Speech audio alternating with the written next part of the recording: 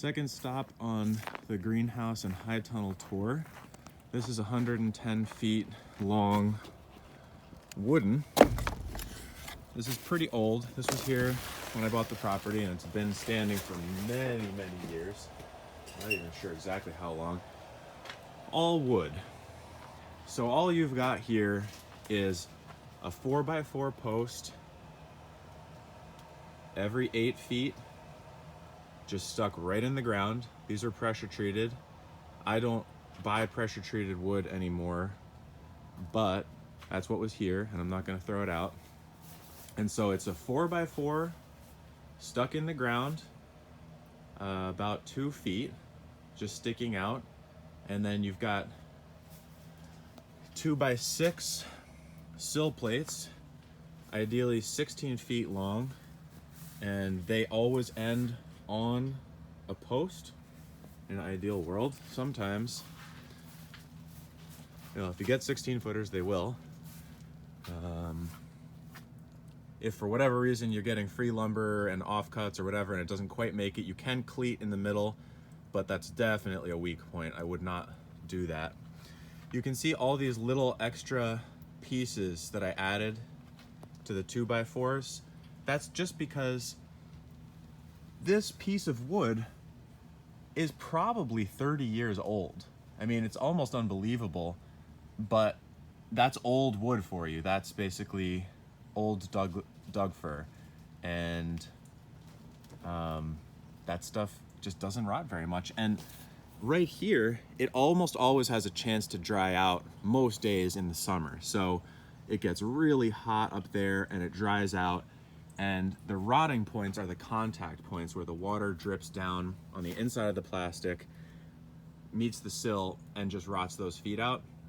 So I just married them up to a new piece of wood on every single one, and we're gonna get quite a few more years out of that.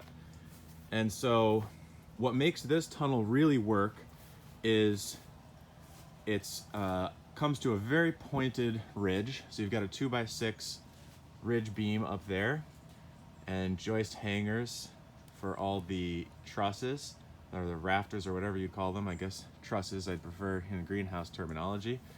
And then in the middle, you've got metal posts. And it's really not that big of a pain in the butt to walk around and work around them. But for that one post, it makes it so that the wood is not going to collapse. This can take a very big snow load. More often than not, the snow actually rolls off the sides and falls anyway.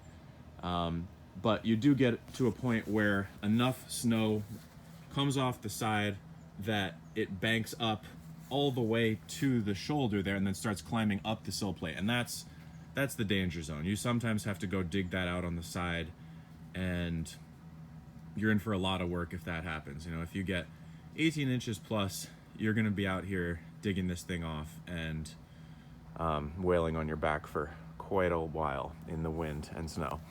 So that can happen. Maintenance on this is significant. You really have to be pretty aware of the wood.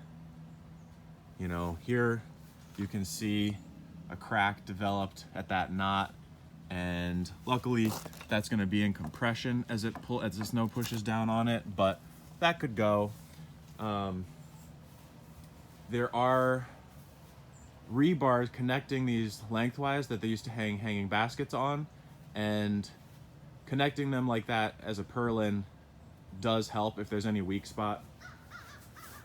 The other thing about this greenhouse, and any greenhouse, is it's not working too well right now. I actually have to go and figure out exactly what's going on, but there's 2 layers of plastic here, and there's a fan that blows air in between them. That reduces your heat needs by 40%. So if you're heating a greenhouse, this is my only heated greenhouse right now, and it reduces your needs by 40%. And so I don't really like to heat this, but when I purchased this land, there was this greenhouse and it had these beautiful fig trees back there, and I don't want to let them die, so I plastic off that corner and keep that heated, and it's fairly minimal, all things considered. What else?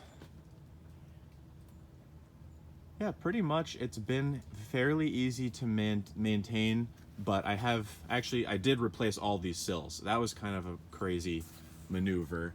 I put some 2x4s under all these rafters, and then I pressed up on them with jacks to lift, a group of maybe 5 or 6 of these off the sill, took the fasteners out, lifted that up, put in new sills. And because the sills are what always, stay wet for the longest. So I did put all new sills on that, and that was kind of a pain in the butt, but it definitely gave a lot more life to this structure. So wood, you can make them. It's a lot of maintenance, but it could be a very cheap way to develop one.